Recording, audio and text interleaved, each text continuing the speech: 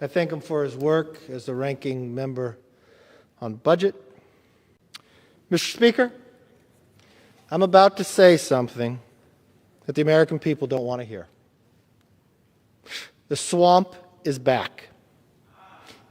Mr. Speaker, the House is not in order. Gentleman's correct. Members, let's give everybody a courtesy, please. I know it's late. Gentleman may proceed. Mr. Speaker, let me be clear. The swamp is back. Every day since January 20th, Democrats have sided with their special interest allies and ignored the real needs of the American people. The result is the bill before us today, or should I say tomorrow. Congress won't actually vote on this bill till about 2 a.m. Saturday morning. Why? Because, Mr. Speaker, Democrats are so embarrassed by all the non-COVID waste in this bill that they are jamming it through in the dead of night.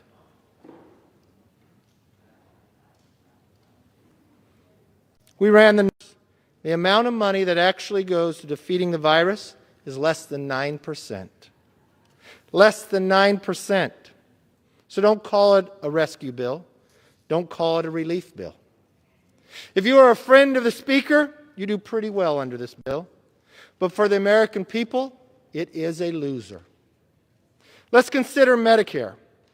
Tonight, CBO confirmed that this bill will cause $36 billion in cuts to Medicare starting this year. If you vote for this bill, I want you to go back to your district.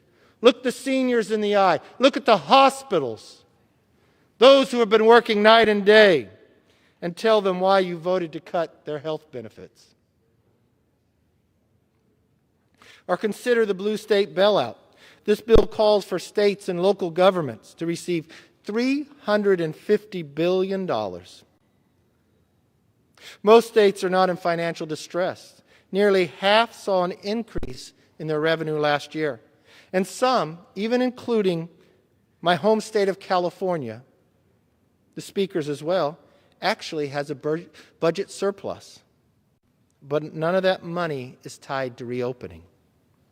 Or consider elite institutions, Harvard and others. This bill calls for them to receive hundreds of millions of dollars. But Harvard already has a $40 billion endowment. Compare that to K through 12 education. This bill allocates only $6 billion to help reopen American schools in fiscal year 2021. More than 2/3 of the education funding would not be spent until 2023 or later. Almost every one of this bill's 592 pages includes a liberal pipe dream that predates the pandemic. Now let's check the fine print. On page 97, for those of you who've not read it, it hands out health care subsidies to illegal immigrants. On page 347, it fast-tracks $1.5 billion to Amtrak. Now, Amtrak has $1.5 billion from the last package they haven't even spent. On page 306, it gives federal employees up to an extra $21,000 to help cope with virtual schooling. Let me read that so every American understands. If you are a federal employee, you get an extra $21,000 to cope with virtual schooling. Because a lot of federal employees are going to vote for this bill tonight. But if you are one of the millions of parents outside of Washington, outside of the swamp, who are struggling through school closures, including the 1 million mothers who had to quit their jobs to take care of their kids at home with school, and the fathers that quit, you are ignored. And on page 358, it funnels, well, earlier it funneled less, just a little over $100 million, but last night the Rules Committee was able to add more, up to $140 million for a subway tunnel near Speaker Pelosi's district. When you add it all up, the size of this payoff is jaw-dropping. $1.9 trillion in new spending. It is the single most expensive spending bill ever. But will it help people get back to work? No. Will it help students get back in the classroom immediately? No.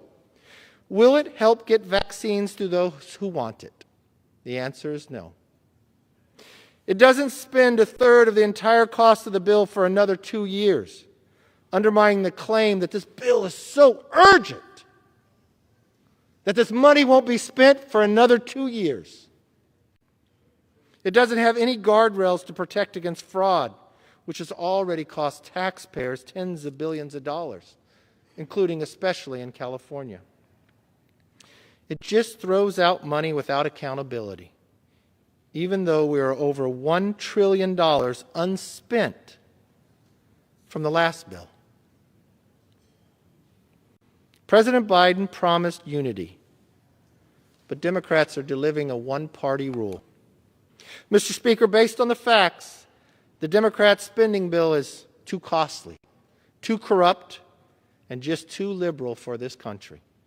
To my colleagues who say this bill is bold, I say it's bloated. To those who say it's urgent, I say it's unfocused. To those who say it is popular, I say it is entirely partisan and has the wrong priorities. Republicans will support whatever is needed to get America back to work, back to school, and back to health. After 12 months of struggling, suffering, and sacrificing, that's what Americans want, what they need and what they deserve. That's why Republicans will introduce a motion to recommit, to bolster the resources of families can access to help their children cope with the emotional stress of school closures. And it won't be for parents who just work for the federal government. It'll be for all American parents.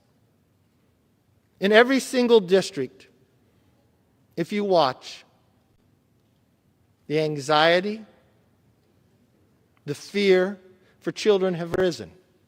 To the 3 million children that now mark a year that they haven't been in the classroom. Our proposal would shift the $140 million from Speaker Pelosi's subway to grants that would be used for mental health services for children. It puts children first, not the swamp. Democrats have conveniently ignored the education and mental health crisis affecting our children, but failing to address it is unacceptable. Families deserve answers. Tonight they will finally get it. Our colleagues, it's a very clear and concise question you have before you. If you vote for the bill, you're cutting Medicare. You're cutting your hospitals. You're cutting your health providers with your vote. If you vote against the motion to recommit what you changed, you are picking $140 million that you just added to last night to a subway tunnel just outside of the Speaker's district. So who do you pick? All American parents to give them the grants and the resources they need to cope with their children's anxiety, the rise of suicide, and the mental health? Or do you think that subway is really appropriate right here, right now? Make a decision. Is the swamp back, or the hardworking American taxpayers come first? It's an easy question. It's easy for me to decide, and I think it's easy for America to decide as well. I yield back.